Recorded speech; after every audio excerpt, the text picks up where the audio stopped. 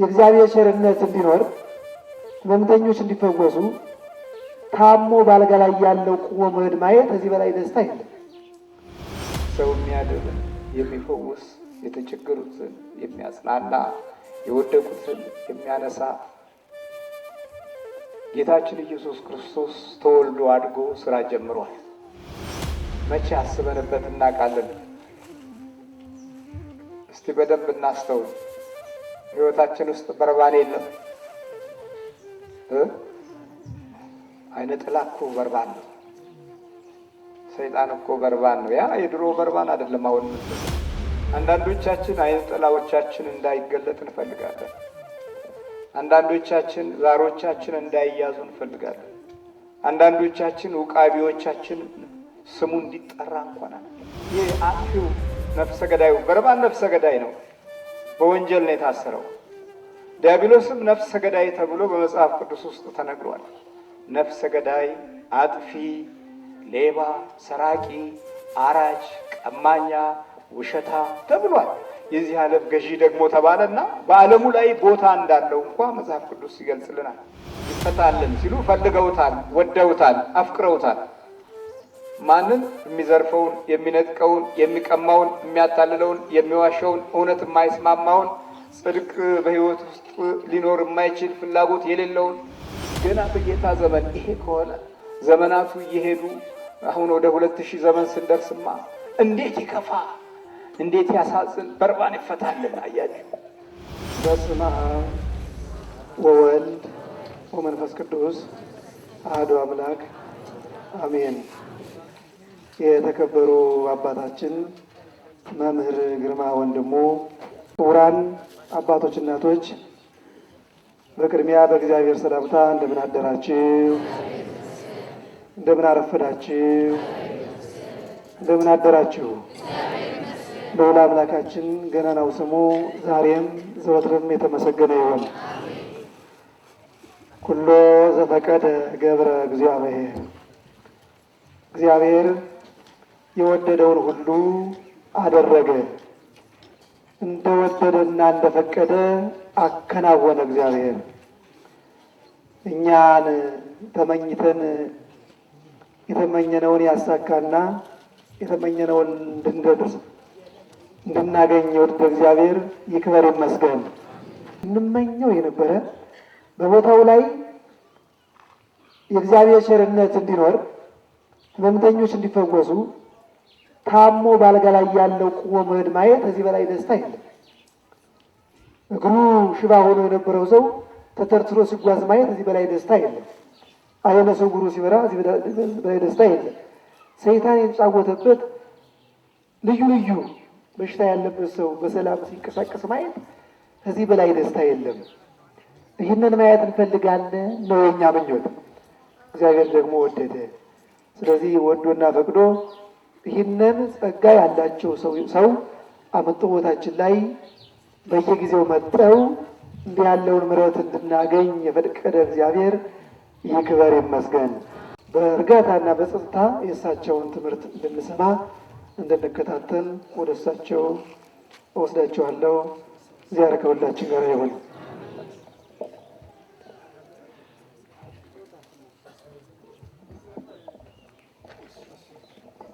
በስመ አብ ወወልድ ወመንፈስ ቅዱስ አሐዱ አምላክ አሜን። የተከበሩ አባታችን እዚህ ደብር አስተዳዳሪ መልአከ ምሕረት ፈቃዱ ወርቅነህ፣ የቃሊቲ ሰርጢ ቅዱሳን ቅድስት ማርያም ቤተ ክርስቲያን አባቶች፣ ካህናት፣ ወንድሞች፣ ዲያቆናት፣ የስብከተ ወንጌል ክፍል መምህራን፣ ሁላችሁም የእግዚአብሔር ቤተሰቦች እንደምን አደራችሁ? ልዑል እግዚአብሔር ዛሬም ዘወትርም ለዘላለም ስሙ የተመሰገነ ይሁን። ወይ ቤሉ አእትቶ ለዝ ወአህዮ ለነ በርባንሃ። የሚገርም ነው። እንዲህ አሉ ይህንን አስወግድልን፣ በርባንን ግን ፍታልን አለ። በርባን 6 ስራዎች ነበሩት። አንደኛ ሰርቆ የሚኖር ነው። ሁለተኛ ገሎ የሚኖር ነው። ሶስተኛ ዋሽቶ የሚኖር ነው። ሌላው ደግሞ ቀምቶ የሚኖር ነው። እነዚህ ሁሉ እንጀራዎቹ ናቸው። ከዛ በላይ ደግሞ መልካም ነገር ያልሆነለት ነው። ደግ ነገር ያልሆነለት ነው። ኑሮው መልካም ነገር አልሆነለትም። እንጀራው በተባረከ መንገድ ያልቆመለት ሰው ነው። ስለዚህ እንዲህ አይነቱ ሰው በግልጽ ስለሚያስቸግር በስውርም ስለሚጎዳ ይታሰር ተብሎ ታስሯል። ሰዎች ሁሉ በርባንን ሲያዩት የታባቱ ይሄ ዘራፊ፣ ይሄ ነፍሰ ገዳይ፣ ይሄ አጥፊ እያሉ በከፍተኛ ሁኔታ ይጠሉታል፣ ይመቀኙታል፣ ይሰድቡታል፣ ይረግሙታል። ይህ ሁሉ ከሚደርስበት ቢሰወር ይሻላል ቆይ ተብሎ ታሰረ። ልክ በሱ ዘመን ደግሞ ሰው የሚያድን የሚፈውስ፣ የተቸገሩትን የሚያጽናና፣ የወደቁትን የሚያነሳ ጌታችን ኢየሱስ ክርስቶስ ተወልዶ አድጎ ስራ ጀምሯል። እንዲህ አይነት ሰዎች አሉ። እግዚአብሔር ሰው ሆኗል። የሰማይ አምላክ ሰው ሆኗል። ያንን የወንበዴውን አካል የሚመስል አካል በእግዚአብሔርነት ሕይወት ውስጥ ያለ እግዚአብሔር በአካል ተገልጧል።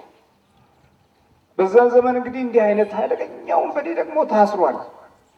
አስፈሪ ተብሎ፣ አስደንጋጭ ተብሎ፣ አዋኪ ተብሎ፣ ሀገር የሚጎዳ ተብሎ፣ ለትውልድ አርአያ ሊሆን እንኳ ቢገባ ሌባ ሆኖ ስለሚታይ ትውልድን ሌባ ያደርጋል ተብሎ ታስሯል። መድኃኒታችን ኢየሱስ ክርስቶስ ደግሞ የተጨነቁት ጋር ገብቶ ለተራቡት እንጀራ፣ ለተጠሙትም እንዲሁ፣ ለቆሰሉት መድኃኒት፣ ለተሰበሩት ምርኩዝ፣ ደም ለሚፈሳቸው ምሕረት እየሰጠ ወደፊት ጉዞው ገስግሷል። ብዙ በረከቶችም ታዩ። በኋላ ግን አንድ የሆነ ወቅት ላይ መጨረሻው ላይ ሲመጣ ሰው ሁሉ ያ አደገኛው ሰው ይፈታ፣ ይሄ ደጉ ሰው ስቀለው ስቀለው ዋለ። የጠሉትን አልወደዱትም። የጠሉትን ወደዱ አልወደዱት? እሺ፣ እርሱን አስወግደው እኮ ነው ያሉት። ስሙን እንኳን መጥራት አልፈለጉም። ኢየሱስ ክርስቶስ ብለው እንኳን ስሙን አልጠሩትም። እሱን አስወግደው ግን ይሄንን ሽፍታው ፍታልን።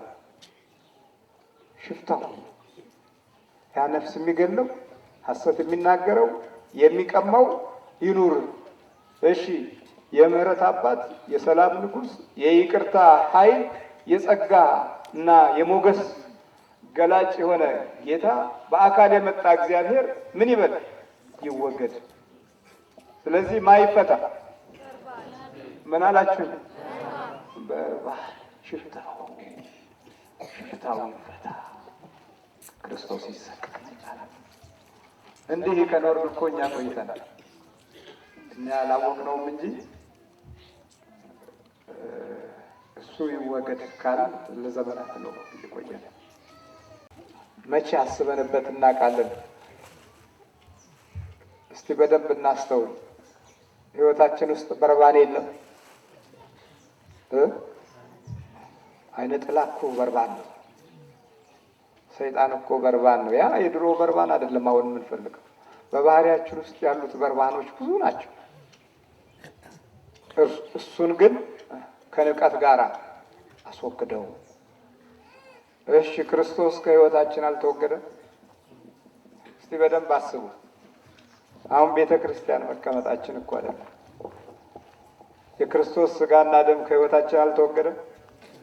ተወግዷል? አልተወገደም? ትንሣኤውን ነው እያከበርን ያለ ነው። ግን የሚገርመው እኛ አልተነሳንም። ግን በርባን ይፈታ እያልን ነው። አንዳንዶቻችን አይነ ጥላዎቻችን እንዳይገለጥ እንፈልጋለን። አንዳንዶቻችን ዛሮቻችን እንዳይያዙ እንፈልጋለን።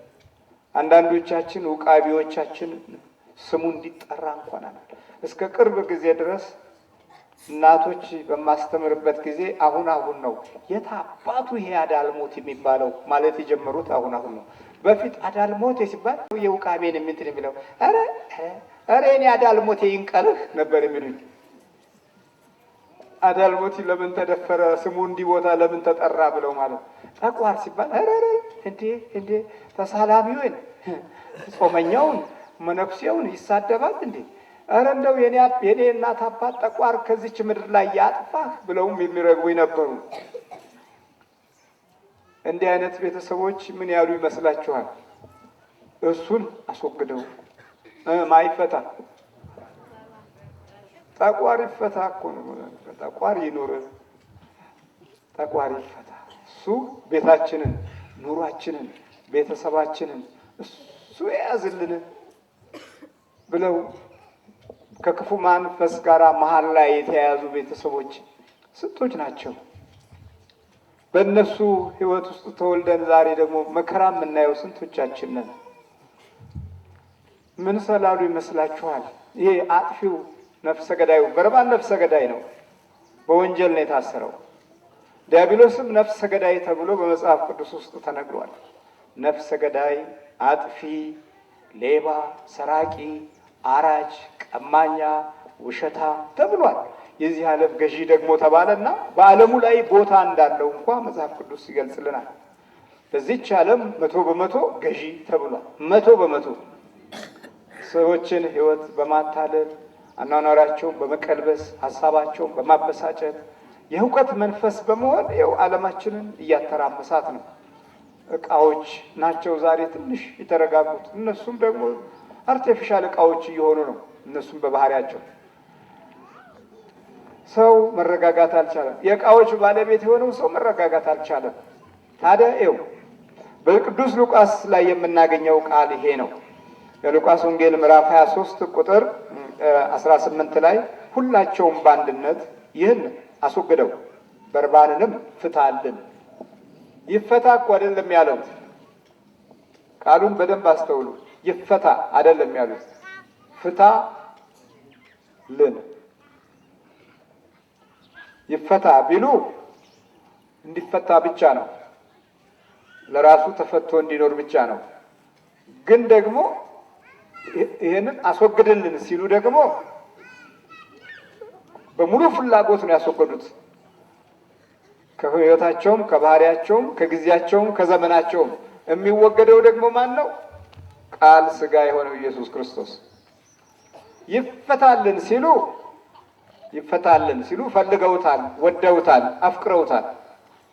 ማንን? የሚዘርፈውን፣ የሚነጥቀውን፣ የሚቀማውን፣ የሚያታልለውን፣ የሚዋሸውን፣ እውነት የማይስማማውን፣ ጽድቅ በህይወት ውስጥ ሊኖር የማይችል ፍላጎት የሌለውን፣ ስለ ሰማያዊ ተስፋ በአዲስ ትውልድ ውስጥ ሊታይ የሚችል አርያውን ሁሉ ጭምር የአርያነቱን ባህሪ ሁሉ ጭምር ፈልገውታል። ይፈታልን ነው ያሉት። አይታሰር እሱ። ስለዚህ የሚገደለው ይግደለው፣ የሚቀማውን ይቀማው፣ የሚያታልለውን ያታለው፣ የሚዋሸውን ይዋሸው። ስለዚህ ምን ይፈታ? ውሸት ይፈታ፣ ግፍ ይፈታ፣ ተንኮል ይፈታ፣ አመፃ ይፈታ። ይፈታልን። እንደዚህ ከመረጥን ቆየት የለንን እኛ በተዘዋሪ መንገድ ሆነ እንጂ በተዘዋሪ መንገድ ሆነና ክርስቶስን አስወገድን። ከልቦናችን ውስጥ አስወገድን። ከቤታችን ውስጥ አስወገድን። እንጀራችን እግዚአብሔርን አይፈልግም። ስልጣናችን እግዚአብሔርን አይፈልግም። ማዕረጋችንና ትምህርታችን ኢየሱስ ክርስቶስን አይፈልግም። ሌላው ቀርቶ በደጁም እንኳ መጥተን አለ ፍላጎት እንኖራለን። በደጁም ኖረን በቤቱም ውስጥ ተበላልሰን አለ ፍላጎት እንኖራለን። ስለዚህ በዚህ መካከል ሐሰት ቦታ አገኘ፣ በርባሪ ፈታ። ከዛ በኋላ ምን አለ ጌታ? መስቀሉ ውስጥ ከመሄዱ በፊት በመስቀሉ ላይ ከማረፉ በፊት እጆቹ ከመቸንከሩ በፊት አልቃሾችን አየ። በዛው በሉቃስ ወንጌል ላይ አልቃሾቹን አየ። አልቃሾቹ እንዲህ የሚሉ ናቸው። ዋይ ዋይ ዋይ ዋይ፣ ደም ሲፈስ የነበረውን ያቆመ አሁን ሊሰቅሉት ነው ዋይ ዋይ ይላል። ለምጽ ያለውን ሰው ያዳነ አሁን ሊሰቅሉት ነው። በጌርጌሶን ምድር ላይ ሁለት መንገድ የዘጉ ሽፍቶችን፣ በክፉ መንፈስ እጅ ውስጥ የወደቁ ድንጋይ ወርዋሪዎችን፣ የሰዎችን አካሄድ እግሮቻቸውን ተከትለው በድንጋይ የሚያሳድዱ ሰዎችን ያዳነውን አሁን ሊሰቅሉት ነው እያሉ ዋይ ዋይ ይላሉ። የሚያለቅሱም ነበሩ። አስወግደው የሚሉት ብዙ ናቸው፣ የሚያለቅሱት ግን በጣም ጥቂት ናቸው። ይሄ እንግዲህ ከመስቀል በፊት ነው፣ ከትንሣኤ በፊት ነው። ከትንሣኤ በፊት ያሉት ድምፆቹ ወደ ትንሣኤ የሚወስደውን መንገድ ያሳዩናል። ከዛ ዋይ ዋይ ከሚሉ ሙሾ ከሚያወጡ ሴቶችና ከሕዝቡ እጅግ ብዙዎች ተከተሉት። ኢየሱስ ግን ወደ እነርሱ ዞር ብሎ እንዲህ አለ። ለካሱ ዞር ማለቱን ያቅበታል። በመከራ ጊዜ ዞር ይላል። በችግር ጊዜ፣ በአሳዛኝ ጊዜ፣ በሁከት ጊዜ፣ በፍርሃት ጊዜ፣ ሞት በበዛበት ጊዜ፣ የሞት ፍርድ ባየለበት ጊዜ ለካ ዞር ይላል። ዝም አይልም። ዞር አለና ወደ እነሱ አንድ ነገር ተናገራቸው። እንዲህ አላቸው፣ ላለቀሱት ነው። እናንተ የኢየሩሳሌም ልጆች ለእኔስ አታልቅሱልኝ። ለማን አታልቅሷል? ለእኔ አታልቅሱ አለ። እያለቀሱ ነው። ሞት ነገ ይሻራል፣ አታልቅሱ። ሞት ነገ ኃይሉን ያጣል፣ አታልቅሱ። ነገ የሥጋ ፍርድ ይጠፋል፣ አታልቅሱ። ነገ የመስቀሉ መንገድ ሕያውነት ባለው መገለጥ ይታያል፣ አታልቅሱ። ግን ለማን አልቅሱ ያለ ይመስላችኋል? እንዲህ ነው ያለ፣ መካኖችና ያልወለዱ ማኅፀኖች ያላጠቡ ጡቶችም ብፁዓን ናቸው የሚሉበት ጊዜ እነሆ ይመጣልና ለራሳችሁና ለልጆቻችሁ አልቅሱ አለ። ለማና ለማ? እነዚህ ብናውቅበት የሕይወት ፖሊሲ ከዚህ ውስጥ ይወጣል። ካላወቅንበት ግን ሁለት ጊዜ ለቅሶዎች ይወጣሉ። አንድ ሰው አባት ሆኖ በአባትነቱ ያለቅሳል። አንድ ሰው ልጅ ሆኖ በልጅነቱ ያለቅሳል። አንድ አባት ሁለት ጊዜ ያለቅሳል። አንደኛው ለቅሶ በራሱ ሕይወት ውስጥ፣ ሁለተኛው ለቅሶ በቤተሰብ ሕይወት ውስጥ። እናትም እንደዛው ሁለት ጊዜ ታለቅሳለች። አባትም እንደዚሁ ሁለት ጊዜ ያለቅሳል። እነዚህ ሁለት ለቅሶዎች ቤተሰቦች ሕይወት ላይ ተጭነዋል። ሌላው ደግሞ የተወለደው ትውልድ እንዲህ የሚባል ከምትወለዱ በፊት ያላጠቡ ጡቶች የተባረኩ ናቸው፣ ያልወለዱ ማኅፀኖች የተባረኩ ናቸው እያሉ ላልወለዱትና ላላጠቡት ጡቶች ምስጋና ያቀርባሉ። የቱ ነበር መመስገን ያለበት? የወለዱት ናቸው ያልወለዱት ናቸው? ይገላበጣል። ነገሩ ሁሉ እንዲህ ይገላበጣል። ይሄ ሳይንስ አያቆመው፣ የእኛ ስጋዊ ትምህርት ቤት አያቆመው። የሚያቆመው ቢሆን ኖሮ በስልሳዎቹ ዘመን የተማሩት ትውልዶች ትልቅ ደረጃ በደረሱ ነበረ። አይሆንማ፣ አይሆንም። የማያቆሙት አይደለም፣ አይቆምም።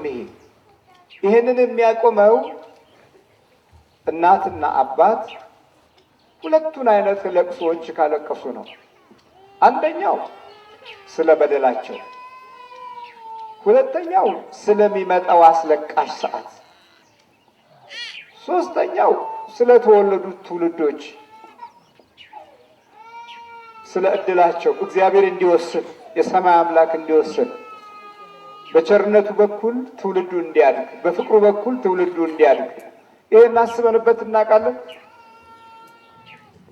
አስበናል? ቤተሰቦች እንዲህ አይነት ነገር ለመሆኑ ታስቦ ይታወቃል? የተባረከ ልጅ እንዲሆንልኝ ብለን አስበን እናውቃለን? እንደውም በዘመኑ አይነት ሰዎች ነው የምንመስለው። አንደኛ የምንመስለው እንደየጊዜው ሁኔታ ነው የምንመስለው፣ እንደየዘመኑ አቅጣጫ ነው የምንመስለው። በዘመኑ ከፍ ያሉ ሰዎች ካሉ ልጄ እንደነዚህ ቢሆንልኝ፣ ልጄ እንደነ ከሌ ቢሆንልኝ፣ ልጄ እንደነ እንትና ቢያድግልኝ፣ ልጄ እንደ ከሌ ዶክተር ቢሆንልኝ እንጂ በእግዚአብሔር አምላክ ጊዜ ውስጥ ሊመጣ የሚችለውን ሰዓትና ወቅት ረጋ ብለን በቤተ ክርስቲያን መንፈስ እና በቅዱስ ቃሉ በኩል ለማየት እድሉን ካጣን ዘመናት አልፈዋል። ስለዚህ ሳንፈልገው ልጆቻችን ጫት ቃሚዎች ሆነዋል፣ ቅጠል ቆርጣሚዎች ሆነዋል፣ አሽሽ አጫሾች ሆነዋል። ይሄ እንቅፋት የሆነ ድንጋይ ያነሳል ብለህ አትጠብቅ። እንደውም ተጨማሪ ድንጋይ ነው የሚያስቀምጠው። ይሄ ከመንገድ ላይ እሾህ ያነሳል ብለን አንመኝ። እንደውም ጭራሽ ተጨማሪ እሾህ መንገድ ላይ ነው የምንከሰክሰው። ስለዚህ የብዙ ሰው ባህሪ በርባን ይፈታ ነው ማለት ነው አይደል? አናኗራችን ይሄን አይመስልም እንዴ? በርባን ይፈታ፣ በርባን ይፈታ፣ ክፋት ይፈታ፣ ተንኮል እድል ያገኝ፣ መተትር እድል ያገኝ፣ የቡዳ መንፈስ እድል ያገኝ፣ የምቀኝነት መንፈስ እድል ያገኝ። ይሄ እንግዲህ በሚከተሉት ሁኔታዎች ውስጥ ህይወታችን ተዘበራረቀ። አንደኛ ከቅዱስ ነገር ስለማንካፈል ቅዱስ ነገር አይታየንም። እድሜ ልካችንን የታየንን ነገር ነው ልቦናችን ውስጥ የምናስቀምጠው። ለምሳሌ በጎረቤቶቻችን ወይ በቀኝ ወይ በግራ አዲያም በግራም በቀኝም በኩል ያሉትን ሰዎች ስናይ ጥቂት መልካም የሆነ ሁኔታ ከገጠማቸው ይጨምርላቸው ብለን አንጸልይም፣ ያሳድጋቸው ብለን አንጸልይም፣ ለነሱ የሰጠ ለኔ የሚስጠኝ ብለን አንጸልይም። እንደውም ጭራሽ ወይ እንደው ይገርማል እኮ አቤት ድሮ እኮ እናውቃቸው ነበር፣ አሁን እኮ የሚገርም ነው። እቃው፣ ልብሱ፣ ቤቱ፣ ቴሌቪዥኑ፣ አጥሩ እንቆጥራለን። ሳናቀው ምቀኛ ሆነን ማለት ነው። ስለዚህ ማይፈታልናል፣ ማይፈታ በርባን ይፈታ። ሳናቀው ምቀኛ ሆነን ደግሞ የሚገርመው የእኛን ምቀኞች ደግሞ በራሳችን ማፍራታችን ነው። ሌላ ደግሞ የእኛ ምቀኞች በጎን በኩል ይነሱና እነሱም ደግሞ ከታች ሆነው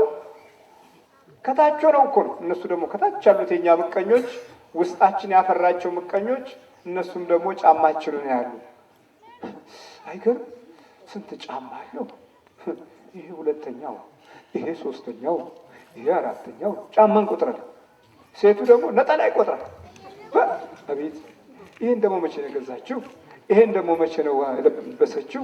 እኔ እኮ አላየሁትም። ደግሞ እኮ ስገዛም አልነገረችኝ። ልቧ የተደበቀ ነው። ተንኮለኛ ነች ማለት ነው። ሲገናኙ ደግሞ እንዴት ነሽ? ደህና ነሽ? እንደምን ነሽ? አምሮብሽ እኮ ፊቷን ዳበስ እያደረገች አምሮብሽ። አቤት! ምን አግኝተሽ ነው? ዞር ስትል አፏ ጆሮዋ እስኪደርስ ድረስ ታሽሟጥጣለች። እስኪደርስ ድረስ እኔ አፍ እንደዚህ ሲዞር አይቻልም። አንዳንድ ሰው ሲያደርገው እጅግ አይጠቀም። የማሽሟጠጥ ስፖርት የሰራን እንመስላለን። ለብቻ ስፖርት ቤት ገብተን በማሽሟጠጥ አፍን በጠቅላላ ወደዚህ በማዞር ጥሩ ትምህርት ቤት ያገኘን ሰዎች እንመስላለን። ጉድ እኮ ነው። ኧረ ጉድ ነው። ስለዚህ ሳናቀው ቀናተኞችና ምቀኞች ሆነን አሁን እድላችን የበረከትን ሕይወት ለሌላው ስለማንመኝ በሌላ አቅጣጫ የእኛን ጠላቶች ደግሞ በጎን በኩል አፈራን። ከዛ በኋላ ሂደቱ ይቀጥላል። በርባን ነፍሰ ገዳይ አይደለም? ይፈታልን ይፈታልን። ከዚህ ይሄ ነፍሰ ገዳይ ቀስ ብሎ ደግሞ ይመጣል። አሁን ችግሩ የታባቷ ጥላይ ልትሄድ አይደለም፣ ልታድግ አይደለም፣ ከፍ ልትል አይደለም። ቆይ እንግዲህ ቆይ ጠንቋይ ጋር ሄዳለሁ። አዋቂ ቤት የት ነው? እናነፈንፋለን። እግዚአብሔር የሚሰማበት ቦታ የት ነው? አይደለም የምንለው።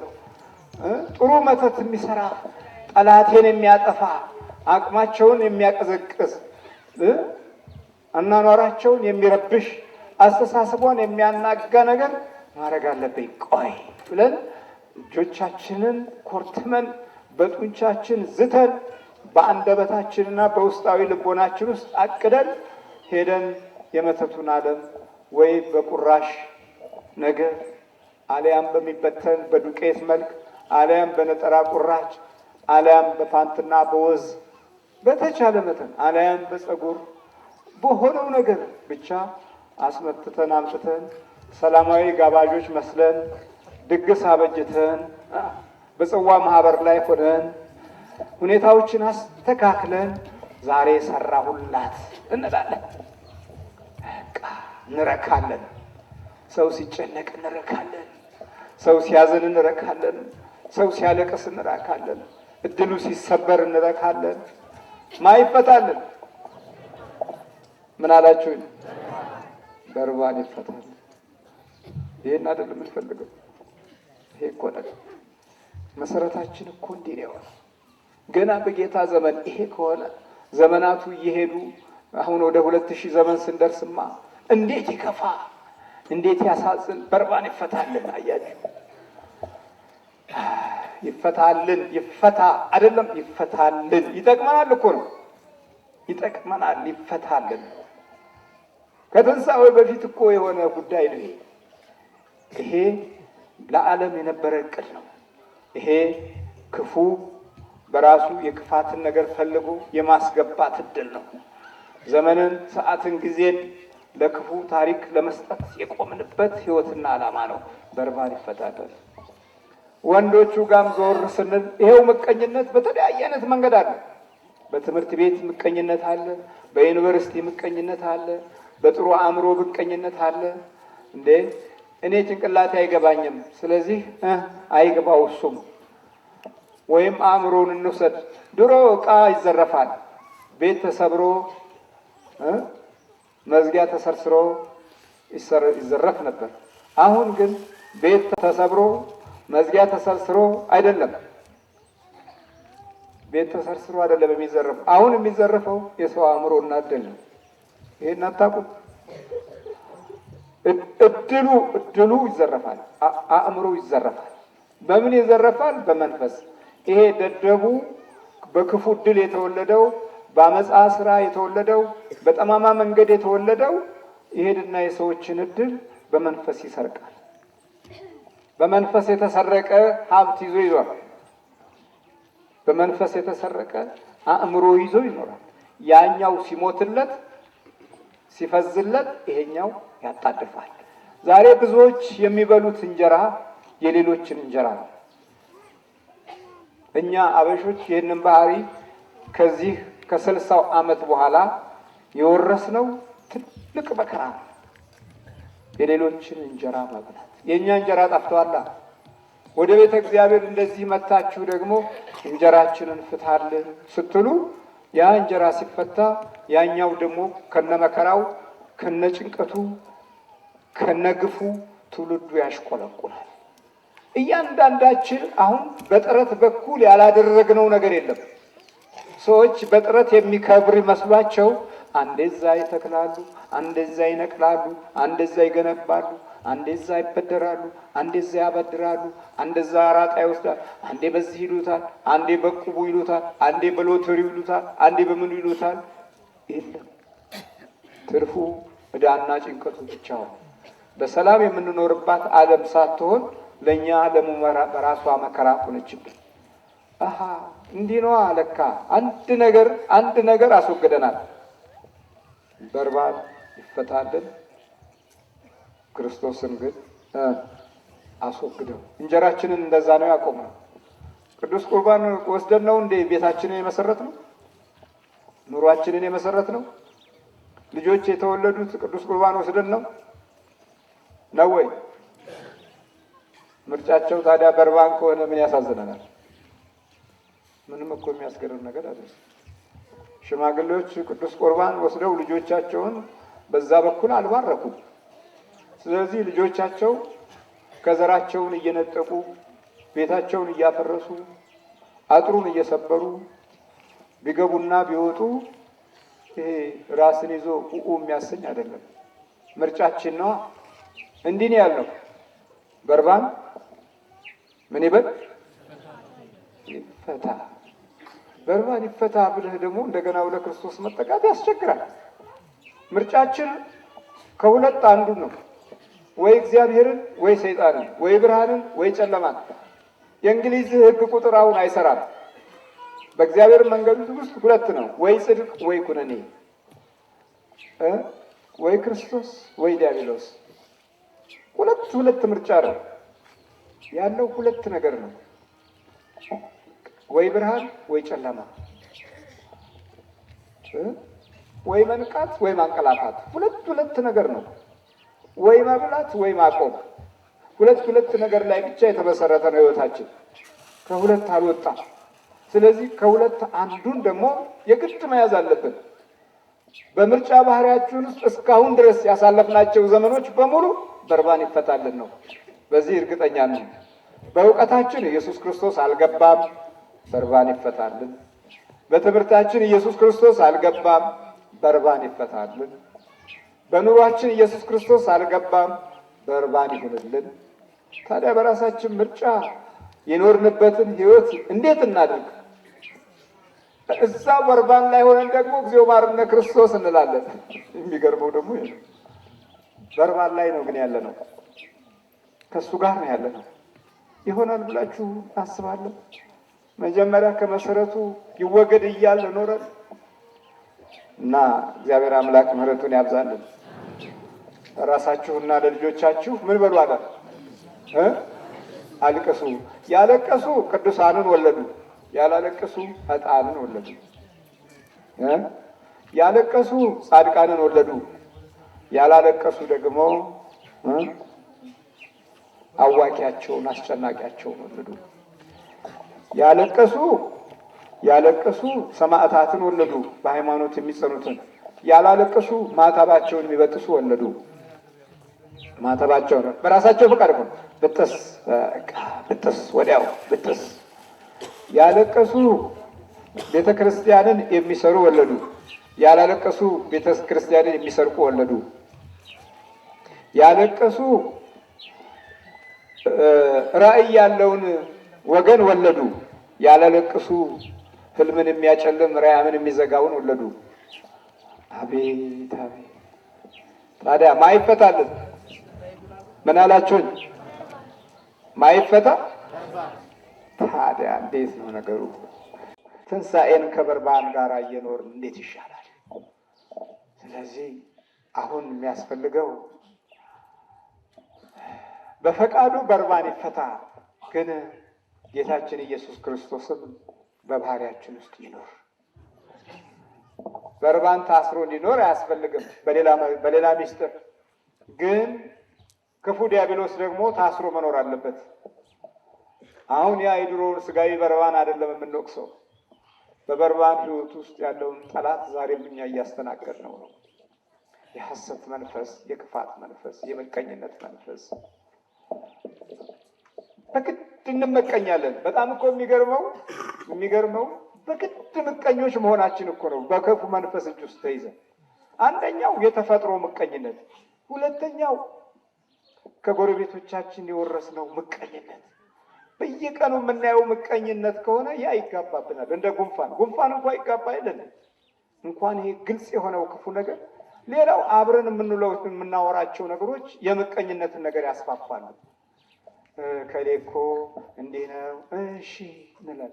እንዲህ ነው፣ እሺ እንዲህ ነው። በቀን 6 ይበላል።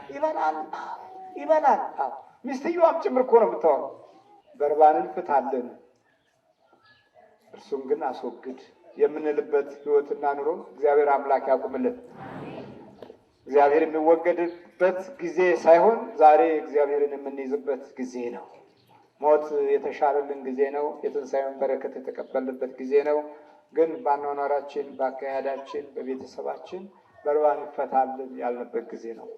በሀሳባችን፣ በጠባያችን፣ በምኞታችን፣ በመሻታችን በርባን ይፈታ፣ ክርስቶስ ግን እርሱ ግን ይወገድ ያልንበት ሁኔታ አለና አሁን ወደ ሕይወታችን አምባ ልንመለስ ይገባል። የሰማይ አምላክ ከኛ ጋር ይሁን።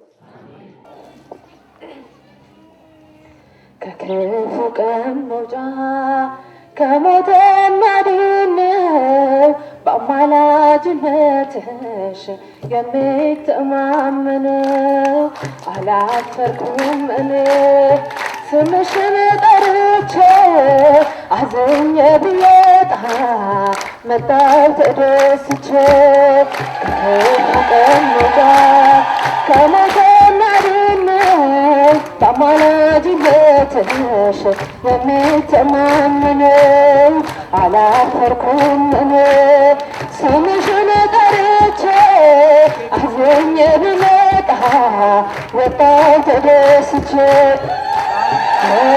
በሰማይ ይሁን በልጅ ዙፋን አንቺን እንዳከብር በቀሪ ዘመን ይሁንልሽ ቤቴ የልደቱ ስፍራ ማረፊያ እንዲሆንሽ ከወለድሽኝ ጋራ